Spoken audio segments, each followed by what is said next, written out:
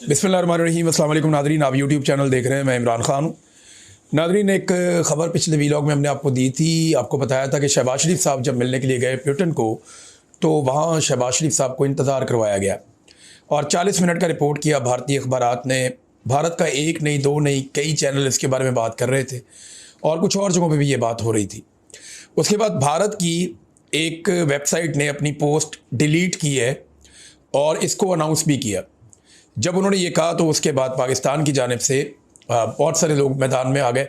उन्होंने कहा जी कि ये तो प्रोपेगेंडा किया गया शहबाज शरीफ के ख़िलाफ़, और भारत ने क्योंकि ट्वीट डिलीट कर दी भारत के उस एक मीडिया ने, तो इसकी वजह से जो है वो सारे लोग झूठे साबित हो गए। हालांकि यही जो भारतीय मीडिया की रिपोर्टिंग है, इसके ऊपर बहुत सारे हुकूमती हमदर्द जो है वो भी इसके ऊपर कमेंट कर रहे थे।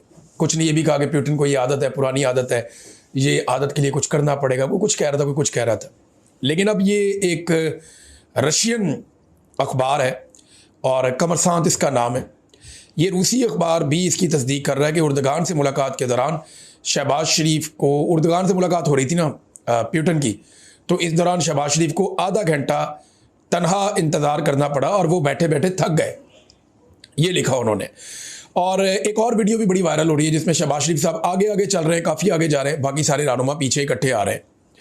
अब पिछली मरतबा ये हुआ था कि शहबाज शरीफ साहब पीछे रह गए थे और वो सारे रहनुमा आगे आगे इकट्ठे चल रहे थे, तो शहबाज शरीफ साहब उनके साथ नहीं थे, तो शहबाज शरीफ साहब पीछे रह गए, तो बड़ी तनकीद हुई। इस दफ़ा शहबाज शरीफ साहब उन सबसे आगे निकल गए और आगे जाके चौधरी बन गए। साथ उनके फिर भी नहीं थे। देखें, साथ फिरना, आगे चलना, पीछे चलना, उन्होंने फ़ोटो खींचते हुए शहबाज शरीफ साहब को पीछे फेंक दिया एंड पे। सरमायाकारी की तरह है, सफारती कामयाबी की तरह है। यानी आप जाते हैं तो डोनाल्ड ट्रंप के भी आप बहुत कसीदे गाते हैं, आप प्यूटन के भी कसीदे गाते हैं, मोहम्मद बिन सलमान साहब के भी आप कसीदे गाते हैं, तमाम अरब हुक्मरानों की आप तारीफ़ें करते हैं। चीन में जाते हैं तो उनके साथ आप बड़ी मीठी ज़ुबान बोलते हैं, हर एक को आप एयरपोर्ट पे रेड कारपेट प्रोटोकॉल देते हैं, लेकिन इसके बावजूद आपके मुल्क में किसी किस्म की कोई सरमायाकारी नहीं आती। ये है अफसोसनाक कारकर्दगी इस हुकूमत की। होना ये चाहिए कि आप जितनी मुलाकातें करें उनका कोई ना कोई फ़ायदा पाकिस्तान को हो, लेकिन फ़िलहाल तो फ़ायदा कोई दिखाई नहीं दे रहा। नादरीन, जनरल फैज़ के हवाले से बहुत सारी डिस्कशन चल रही है। एक चीज़ मैं आपको बताता हूँ कि जनरल फैज़ का इमरान खान साहब के साथ जो ताल्लुक़ था, जो ताल्लुक़ उनका रहा इमरान खान साहब के साथ, वो इमरान खान साहब के वज़ीर आज़म के तौर पे था। एक वज़ीर आज़म और DGI से ही वज़ीर आज़म ने ही तैनात करना होता है, तो ये एक रिलेशन था और हुकूमती मामलात में हमेशा ही ये लोग मदद करते हैं और जनरल फैज़ ने भी मदद की। अब मैं ये बिल्कुल नहीं कह रहा कि पाकिस्तान तहरीक इंसाफ पर या इमरान खान साहब पर जनरल फैज़ का कोई इख्तियार नहीं था या कोई इन्फ्लुएंस नहीं था। इमरान खान साहब अपनी चंद चीज़ों के बारे में कह चुके हैं कि ये चीज़ें मैंने गलत की अपनी ज़िंदगी में, और तनकीद भी जनरल फैज़ पे और इमरान खान पे इस बारे में होती है। लेकिन सवाल ये है कि जनरल फैज़ ने आज तक सबसे ज़्यादा फ़ायदा किसको पहुँचाया? तो जितने भी आदाद शुमार आ रहे हैं, जितने लोग भी चीज़ें बता रहे हैं, जितनी खबरें अब तक सामने आई हैं, उन सब खबरों के मुताबिक जनरल फैज़ ने अगर किसी ख़ानदान को सबसे ज़्यादा सियासी फ़ायदा पहुंचाया तो वो शरीफ ख़ानदान है। शरीफ ख़ानदान के ऊपर जनरल फैज़ की मेहरबानियों की कोई दूसरी नज़ीर नहीं है। टका के मेहरबानियाँ की गई हैं। फिर ख्वाजा आसिफ ने एक और स्टेटमेंट दिया, उन्होंने कहा यहाँ सिलसिला रुकेगा नहीं, और भी लोग पकड़े जाएंगे। ख्वाजा आसिफ कहते हैं कि इमरान खान को लाने के लिए अब भी साजिश हो रही है, कोई कोशिश हो रही है, यानी साजिशी अनासर कोशिश कर रहे हैं कि इमरान खान को वापस ले आए। तो मेरे ख्याल में तो फिर पाकिस्तानी है साजिशी, क्योंकि ये कोशिश तो सारे पाकिस्तानी कर रहे हैं। पाकिस्तानियों ने 8 फरवरी 2024 को एक बहुत बड़ी कोशिश की और इमरान खान को इक़्तिदार में लाने की कोशिश की, तो साजिशी अनासर तो फिर पाकिस्तान के अवाम हो गए, क्योंकि बाकी जितने अनासर हैं, एस्टेब्लिशमेंट है या PDM की जमातें हैं या बाकी लोग हैं, वो कोशिश कर रहे हैं कि इमरान खान को इक़्तिदार में आने से रोका जाए। इमरान खान को इक़्तिदार में लाने की जो साजिश है वो पाकिस्तान की अवाम कर रही है। तो ख्वाजा आसिफ क्या पाकिस्तानी अवाम को अब साजिशी समझते हैं? ख्वाजा साद रफीक ने एक बात की, उन्होंने कहा जी कि ट्रुथ एंड रिकन्सिलिएशन कमीशन एक बनाया जाए, ये उनकी तजवीज़ है, मुतालबा है। फैज़ हमीद की खाली सज़ा से कुछ नहीं होगा, वो 2-4 जर्नैल आप और भी टांग देंगे, कुछ नहीं होगा। ये जो ट्रुथ एंड रिकन्सिलिएशन कमीशन की बात ख्वाजा साद रफीक कह रहे हैं, ये एक अच्छी तजवीज़ है। इसके ज़रिए ये हो सकता है कि पाकिस्तान बनने से लेकर अब तक एस्टेब्लिशमेंट ने जितना गंद मारा है वो सारा निकाल के अवाम के सामने रख दिया जाए। सियासतदानों ने एस्टेब्लिशमेंट के साथ मिलकर जो किया है वो भी निकाल कर सामने रख दिया जाए। उसमें इमरान खान साहब के 3.5 साल में तो एक छोटा सा दौर उनका भी आ जाएगा, लेकिन नवाज शरीफ के बार बार के धोखे, बार बार का फ्रॉड, बार बार एस्टेब्लिशमेंट के जूते पॉलिश, ये सारा रिकॉर्ड ज़रूर सामने आएगा। ये वाला रजीम चेंज ऑपरेशन भी आएगा। पीपल्स पार्टी ने कैसे एनआरओ किया वो भी आएगा। पीपल्स पार्टी का वजूद जनरल अयूब खान की वजह से शुरू हुआ, ये भी आएगा। पीएमएलएन को जनरल जिलानी और जनरल ज़ियाउल हक ने अपनी गोद लेकर परवान चढ़ाया, ये भी आएगा। तो इमरान खान तो किसी डिक्टेटर की गोद में बैठकर नहीं आया था ना। इमरान खान ने तो 2011 तक बड़ी लंबी स्ट्रगल की, फिर जाकर उसकी पार्टी बनी, बड़ी तगड़ी हो गई। जब 2018 में एस्टेब्लिशमेंट को नजर आ गया कि इमरान खान की पार्टी सबसे ज़्यादा मकबूल है, तो एस्टेब्लिशमेंट इमरान खान की झोली में आकर गिर गई। वहाँ खान साहब को चाहिए था कि एस्टेब्लिशमेंट को उठा के बाहर फेंकते, या अगर कमज़ोर हुकूमत मिल गई थी तो ना लेते। अब मेरा उसके बारे में ये मानना है, क्योंकि मैंने इलेक्शन सर्वे खुद किया था, तो इलेक्शन सर्वे ये बता रहा था कि पीटीआई ज़्यादा नशिस्तें जीत रही है, लेकिन सेंट्रल पंजाब में पीटीआई को बहुत सारी सीटें हरवा दी गई, ताकि पीटीआई की एक लूली लंगड़ी और कमज़ोर हुकूमत बने, और वो कमज़ोर हुकूमत कभी भी एस्टेब्लिशमेंट के सामने किसी किस्म का प्रॉब्लम क्रिएट ना कर सके। अब ख्वाजा साद रफीक साहब तो बड़ा अच्छा मशवरा दे रहे हैं, लेकिन ख्वाजा आसिफ ये हाइब्रिड निज़ाम के ख्वाहिशमंद हैं।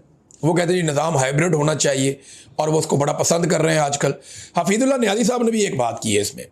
नियाज़ी साहब ने कहा कि अस्करी क़यादत को अवाम के साथ सुलह करनी होगी और अवाम की नाराज़गी इन्हें महंगी पड़ेगी।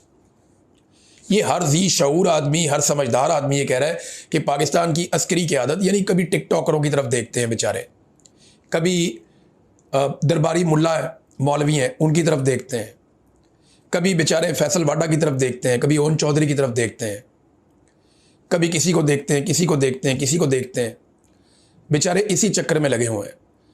तो पाकिस्तान की जो मुक़तदरा या एस्टेब्लिशमेंट है अस्करी क़यादत, उसे इधर उधर देखने की बजाय अवाम के साथ सुलह करनी होगी। अवाम की नाराज़गी नहीं तो इन्हें महंगी पड़ेगी, ये हफीजुल्लाह नियाज़ी साहब ने कहा। और यही रास्ता है। देखना मौलवियों ने जो वहाँ हरकतें की हैं, अब बजाय इसके कि उससे फील्ड मार्शल की इज़्ज़त में इजाफा होता या एस्टेब्लिशमेंट की इज़्ज़त को 4 चांद लगते, उसमें उल्टा एक और काम हो गया। उल्टा इम्पैक्ट उसका ये आ गया कि मौलवियों की जो है वो ऐसी तैसी फेर के रख दी अवाम ने। मौलवियों के बीच में जूते पॉलिश करने का जो मुकाबला था, बड़ा सख्त मुकाबला था। समझ ही नहीं आ रही थी कि पहला किसको दें, दूसरा किसको दें, तीसरा किसको दें। टका के उन्होंने तकारीर की, ऐसी जज्बाती उन्होंने ज़मीन आसमान के कलाबे मिला दिए मौलवियों ने।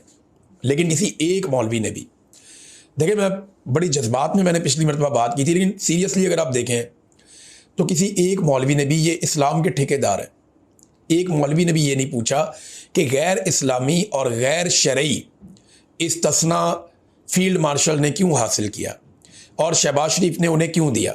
एक मौलवी ने ये बात नहीं पूछी। पूरा हाल उन्होंने भरा हुआ था दरबारी मुल्लाओं से।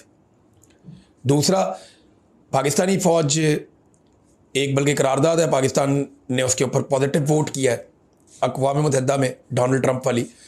उसके मुताबिक पाकिस्तानी फ़ौज भी जाएगी गाज़ा में मुबैना तौर पे, और जाकर वो हमास को गैर मुसल्लह करेगी और इसराइली सरहदों की हिफाजत करेगी।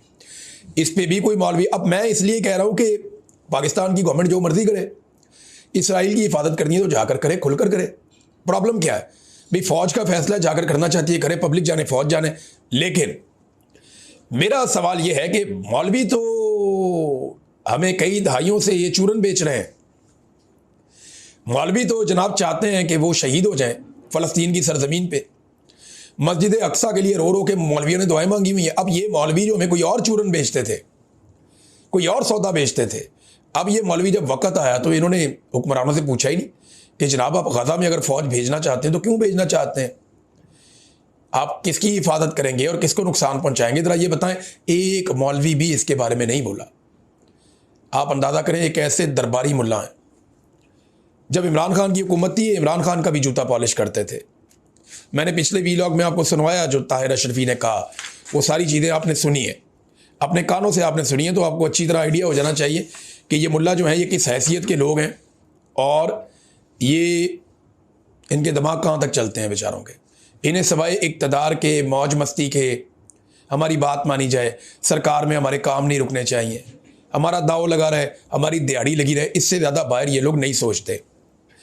अब नादरीन, कल के दिन में, आज क्योंकि आप ये रात को वीलॉग सुन रहे हैं, तो कल के दिन में कोहाट में पाकिस्तान तहरीक इंसाफ का जलसा है। पाकिस्तान तहरीक इंसाफ मोमेंटम बनाने की कोशिश कर रही है। यानी जो मोमेंटम गुज़िश्ता साल 2024 में पाकिस्तान तहरीक इंसाफ के पास था, बड़ा तगड़ा मोमेंटम था, जो अगस्त में शुरू हुआ और अक्टूबर तक वो ज़बरदस्त मोमेंटम पकड़ गया था पिछले साल। इस साल अभी कोशिश कर रहे हैं, रफ्ता रफ्ता मोमेंटम बन रहा है। देखना यह है कि सर्दियों के इख्तिताम तक कितना ज़बरदस्त मोमेंटम पाकिस्तान तहरीक इंसाफ पकड़ सकती है। और इसी सिलसिले में जो आज एक कोहाट का जलसा है पाकिस्तान तहरीक इंसाफ का, वो बड़ा अहमियत का हामिल है। तो हम आपको जो कल जलसा होगा उसके बारे में रिपोर्ट करेंगे, आपको बताएंगे कि वहाँ क्या चल रहा है। अब आ जाए नादरीन, अब सोशल मीडिया पे ना दो चीज़ें बड़ी वायरल हुई हैं। एक तो जनाब जो डिफेंस के साथ जुड़े हुए कुछ सहाफ़ी, कुछ एनालिस्ट और कुछ अकाउंट्स, और उसके अलावा नून लीग से जुड़े हुए कुछ अकाउंट्स, इन्होंने दावा किया कि खैबर पख्तूनख्वा की हुकूमत को जो ड्रोन्स के लिए जैमर्स मिले थे, इनके ऊपर एक लोगो भी उन्होंने दिखा के तो हाईलाइट किया हुआ है। ये जो जैमर्स ड्रोन्स को रोकने के लिए या उन्हें काबू करने के लिए जो मिले थे खैबर पख्तूनख्वा की हुकूमत को, वो जैमर्स कई दहशतगर्दों के हाथ लग गए और एक वहाँ पे फितनातुल खवारिज या दहशतगर्दों के लोग बैठे हुए हैं और उनके करीब ही एक ट्राइपॉड के ऊपर ये ड्रोन लगा हुआ है। अब वो दावा कर रहे हैं कि या खैबर पख्तूनख्वा को जो मिले हैं दहशतगर्दी से निपटने के लिए उनकी पुलिस को, ये वो ड्रोन है।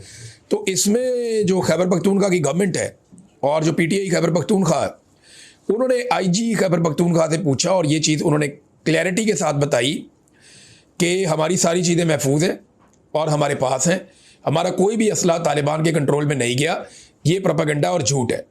और साथ ही साथ ये जो लोगो है, इसको जब हमने क्लोज करके देखा तो ये लोगो खैबर पख्तूनख्वा हुकूमत का लोगो नहीं था, ना ये वो लोगो है जो लोगो वाला वेपन सुहेल अफरीदी ने आईजी खैबर पख्तूनख्वा को दिया था। तो एक तो ये झूठ पकड़ा गया। दूसरा, खैबर पख्तूनख्वा की जो पाकिस्तान तहरीक इंसाफ की हुकूमत है, उन्होंने एक डाटा जारी किया है। ये डाटा पिछले 25 साल का है, ये सन 2000 से लेकर 2025 तक का डाटा है। ये डाटा बताता है कि सिर्फ पाकिस्तान तहरीक इंसाफ का ही एक दौर है, ये अगर आप पूरा डाटा देखें तो आपको नजर आ जाएगा। ये डाटा बताता है कि सिर्फ पाकिस्तान तहरीक इंसाफ का ही एक दौर है जिसमें पाकिस्तान में दहशतगर्दी कम हुई है, ख़ास तौर पे खैबर पख्तूनख्वा में दहशतगर्दी के वाक़यात और दहशतगर्दी से होने वाले नुकसान में कमी हुई। ये सिर्फ पाकिस्तान तहरीक इंसाफ का दौर है। बाकी जो 25 साल हैं उन सब में ये डाटा ऐसे आता है, दहशतगर्दी ज़्यादा है, फिर पीटीआई के दौर में नीचे गई है और फिर पीटीआई का दौर गुजरने के बाद फिर ऊपर चली गई है।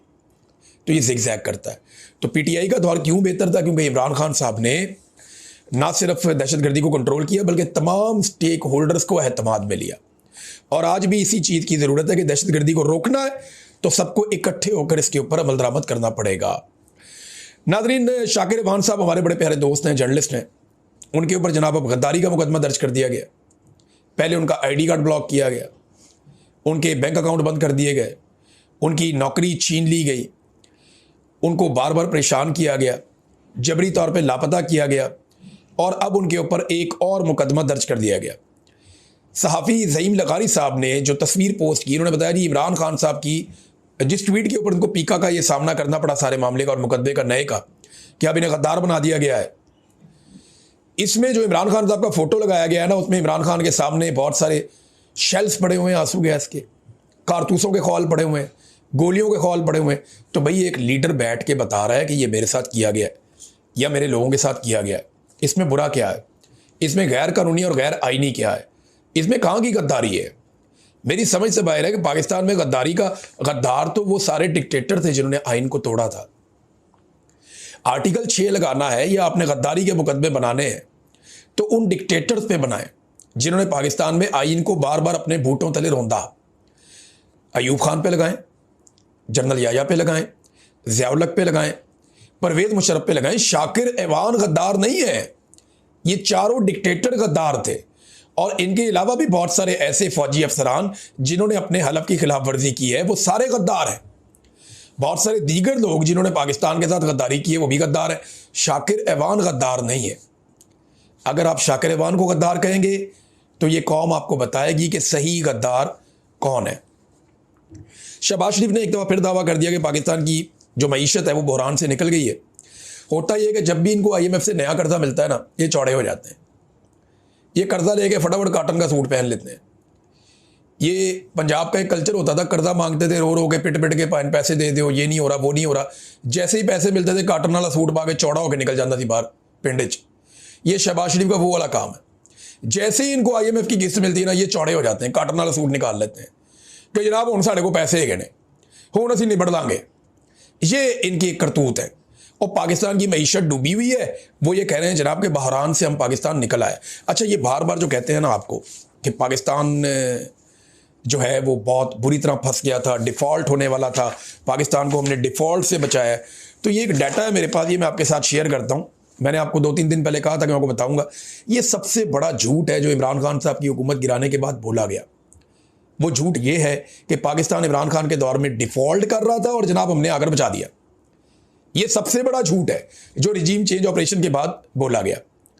देखिए, इमरान खान जो छोड़ के गया था वो बहुत बड़ा था और बहुत सारा कुछ था उसमें, और जो इन्होंने पाकिस्तान को अगले 1 साल के अंदर किया, 1.5 साल के अंदर, वहां पाकिस्तान डिफ़ॉल्ट कर रहा था। ये डिफ़ॉल्ट करने के बहाने हुकूमत में नहीं आए थे। ये जब हुकूमत में आए थे तो आपको याद होना चाहिए, ये कह के आए थे महंगाई कम करेंगे, ये कह के आए थे हम गुर्बत और बेरोजगारी कम करेंगे। डिफ़ॉल्ट का तो ये तस्करा भी नहीं करते थे। डिफ़ॉल्ट की बातें तो 1 साल के बाद शुरू हुई जब इन्होंने बेड़ा गर्क कर दिया मईशत का। उससे पहले तो ये कह रहे थे महंगाई खत्म करेंगे। इन्होंने महंगाई को उरूज पे पहुंचा दिया और फिर भी मुल्क डिफ़ॉल्ट कर रहा था। ख्वाजा आसिफ ने अपने मुंह से कहा 2023 में कि हम दिवालिया हो नहीं रहे, हम दिवालिया हो गए हैं। ये वज़ीर दिफा ने कहा था, बाद में उसकी क्लास भी हुई थी, लेकिन वज़ीर दिफा ने यह कहा था। अब कहते हैं जी हमने और आसिफ मुनीर ने मिलकर मुल्क को बचा लिया। आसिफ मुनीर कहाँ के एक्सपर्ट हैं भाई, इकोनॉमिस्ट हैं वो। यानी हमने और आसिफ मुनीर ने मिलकर मुल्क को बचा लिया। जब भी IMF से किस्त मिलती है ना, 1.5 महीना ये चौड़े होकर फिरते हैं, फिर इनको हकीकत सामने आती है और कह रहे हैं जी हम तरक्की और खुशहाली की तरफ गामजन हो गए, हम जनाब हो रहे थे डिफ़ॉल्ट। अब देखें, इमरान खान के दौर में इनका आप मवाजना कर लें। इमरान खान के दौर में ज़र मुबादला के ज़खायर 16 अरब अमरीकी डॉलर्स थे, जिनमें ज़्यादा पैसा पाकिस्तान का था। मौजूदा दौर में 14 अरब अमरीकी डॉलर हमारे ज़खायर हैं ज़र मुबादला के, जिनमें 12 अरब डॉलर से ज़्यादा UAE के, सऊदी अरब के और चाइना के हैं। तो हमारे पास अपना क्या है? कुछ भी नहीं, कुछ भी नहीं। फिर तरक्की की जो शरह थी, ग्रोथ 6% के आसपास इमरान खान साहब लगातार 2 साल तरक्की कर रहे थे, और इनके दौर में वो आधी भी नहीं रही, बल्कि बीच में माइनस में भी चली गई। फिर जनाब इमरान खान साहब के दौर में एक्सपोर्ट्स लगातार बढ़ रही थी। इनके दौर में हर 3 महीने बाद डाटा आता है कि पिछले से और कम हो गई, फिर डाटा आता है और कम हो गई, फिर डाटा आता है और कम हो गई। फिर महंगाई इमरान खान साहब के दौर में 12% तक रही, इनके दौर में महंगाई 40% तक गई। कोरोना के बावजूद इमरान खान साहब ने बेरोजगारी को कंट्रोल किया, जबकि इनकी हुकूमत ने बेरोजगारी का नया रिकॉर्ड तोड़ दिया। इमरान खान के दौर में बैरूनी सरमायाकारी आ रही थी, जबकि इनके दौर में बैरूनी सरमायाकारी 51 साल की कम तरीन सतह पर पहुंच गई। इमरान खान के दौर में बिजली और गैस की कीमतें कंट्रोल्ड थीं, और इस दौर में बिजली और गैस की कीमतें 4 गुना से लेकर 10 गुना तक बढ़ गई हैं पाकिस्तान में। कर्जे लेने की रफ्तार इमरान खान साहब की इतनी आहिस्ता नहीं थी, वो भी ठीक रफ्तार से कर्जा ले रहे थे, लेकिन मईशत चल रही थी। लेकिन इस दौर में जो कर्जा लिया गया वो इमरान खान साहब के दौर से बहुत ज़्यादा है। ना सिर्फ ज़्यादा है, बल्कि पाकिस्तान का सारा कर्जा एक तरफ और ये 3-3.5 साल का कर्जा एक तरफ, इन्होंने इतना ज़्यादा कर्जा लिया है। तरक्याती मनसूबों पे काम हो रहा था, बहुत सारे डैम्स बन रहे थे इमरान खान साहब के दौर में, धड़ाधड़ चीज़ें चल रही थी। इनकी हुकूमत आई, पाकिस्तान की इकॉनमी डूब गई, और आते ही इन्होंने 150 से ज़ायद बड़े बड़े मनसूबे पाकिस्तान में बंद कर दिए, जिनमें 90 से ज़ायद मनसूबे खैबर पख्तूनख्वा में थे। सबसे ज़्यादा डेंट इन्होंने खैबर पख्तूनख्वा को डाला। बहुत सारे डैम्स, बड़ी सड़कें, बहुत बड़े बड़े प्रोजेक्ट इन्होंने रोक दिए। डेवलपमेंट बजट के अंदर उन्होंने कटौती कर दी। बैरून मुल्क जाने वालों की तादाद इमरान खान साहब के दौर में एक म्याना रवि के साथ थी, यानी ठीक है, मोतदल थी, लोग जाते भी थे, वापस भी आते थे। लेकिन अब वो हालत हो गई है कि एम्बेसियों के बाहर रश लगा हुआ है, एयरपोर्टों के अंदर रश लगा हुआ है, पाकिस्तानी पासपोर्ट दफ्तरों के बाहर रश लगा हुआ है, और हर पाकिस्तानी पाकिस्तान से बाहर जाना चाहता है। ये हालात हो गए हैं कि इन्होंने वहां बंदे खड़े कर दिए कि रोको किसी भी तरह करके पाकिस्तानियों का फ्लो का। पाकिस्तानी दुनिया की नंबर 1 नेशन बन चुके हैं जो अपना मुल्क छोड़ छोड़ कर जा रहे हैं। ये इन्होंने किया। फिर तमाम बैनुल-अक़वामी सर्वे रिपोर्ट्स इमरान खान साहब के दौर में पॉजिटिव रिपोर्ट्स कर रही थी। और आज IMF की रिपोर्ट देख लें, गवर्नेंस पर ग्लोबल रिपोर्ट देख लें, करप्शन इंडेक्स को देख लें, जितनी आलमी रिपोर्टें हैं, पाकिस्तान के पासपोर्ट की रैंकिंग देख लें, हर चीज़ में इन्होंने पाकिस्तान का आलमी रिपोर्टों के मुताबिक बेड़ा गर्क करके रख दिया है। और फिर ये इमरान खान साहब के जो गैर मुल्की दौरे थे ना, वो बड़े कैलकुलेटेड होते थे। सरकारी अखराजात भी उन्होंने बहुत कम कर दिया था, बहुत कम। लेकिन शहबाज शरीफ साहब की तो ब्रेक ही नहीं लग रही। ये जनाब इधर से आते हैं हो गया, उधरों आंदा है गया। यही शहबाज शरीफ साहब ने तो बल्कि और कोई चीज़ समझ नहीं आ रही। मियाँ साहब कह रहे हैं मेरी आनियाँ जानियाँ देखो, तुसी बस पैसे आ रहे ने नहीं आ रहे, तुसी मेरी आनियाँ जानियाँ देखो। मैं ए आया ए गया। इन्होंने रक्षा बना के रख दिया है एयरफोर्स वन को। वो पाकिस्तान एयरफोर्स का तैयारा है भाई। वो तैयारा पाकिस्तान का प्राइम मिनिस्टर इस्तेमाल करता है। वो कभी भतीजी लेके निकल जाती है, भाई लेके निकल जाता है, कभी खुद लेके निकल जाता है। रक्षा बना के रख दिया इन्होंने। ये जनाब ये पाकिस्तान के साथ कर रहे हैं। इमरान खान के दौर में रिंग रोड का एक बड़ा स्कैंडल आया था। इमरान खान ने खुद ही उस पर एक्शन लिया था। और इसके अलावा कोई बड़े स्कैंडल नहीं थे। उन्होंने शुगर माफिया को लगाम डाली, बाकी माफिया को लगाम डाली। लेकिन यहाँ पे आटा स्कैंडल, चीनी स्कैंडल, 5300 अरब का एक स्कैंडल, और अभी वो कह रहे हैं जी 1140 अरब का एक और स्कैंडल है। IPP स्कैंडल, हर दूसरे दिन करप्शन की कोई नई कहानी खुल जाती है इनकी। तो ये झूठ बोलते हैं कि इमरान खान साहब के दौर में मुल्क दिवालिया हो रहा था। नहीं, ये आए, इन्होंने 1-1.25 साल में मुल्क को वहां पहुंचाया जहां मुल्क दिवालिया होने वाला था। इन्होंने सारा बोझ अवाम के ऊपर शिफ्ट किया। बाहर से इन्होंने कर्जों की तादाद बढ़ाई, अमेरिका को राजी किया, कुछ ना कुछ करके ये बच गए। लेकिन मुल्क दिवालिया हो या ना हो, पाकिस्तान के आम आदमी को इन्होंने दिवालिया कर दिया है। अब तक के लिए इतना ही। अपना ख्याल रखिएगा, अपने चैनल का भी। अल्लाह हाफिज़।